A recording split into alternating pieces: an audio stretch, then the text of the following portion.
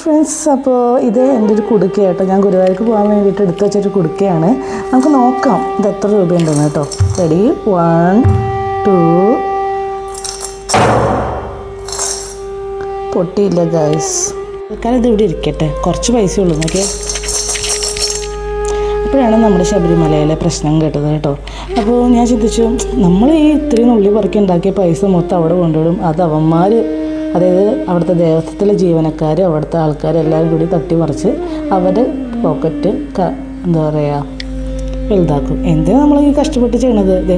ഭഗവാന് നമ്മൾ ഈ പൈസയൊന്നും കൊടുക്കേണ്ട ഒരു ആവശ്യമില്ല കേട്ടോ. അവരുടെ പോക്കറ്റ് നിറക്കേണ്ട ആവശ്യമില്ല. ഭഗവാൻ ഈ പൈസയുടെ ആവശ്യമില്ല. എന്തിനു നമ്മൾ ഈ ജീവനക്കാർക്ക് പൈസയ്ക്ക് ഉണ്ടാക്കി കൊടുക്കണു? അവർക്ക് ശമ്പളമുണ്ട്, അതിനപ്പുറം കിമ്പിളോടി നമ്മൾ ഉണ്ടാക്കി കൊടുക്കണം. നമുക്കിതേ ഗുരുവായൂർക്ക് പോവുകയാണെങ്കിൽ ഒരു മിഠായി ഇത് കൊടുത്താൽ മതി, ഭഗവാൻ അത് ഇഷ്ടമാവും. ഈ ഒരു മിഠായിയുടെ ആവശ്യമുള്ളൂ.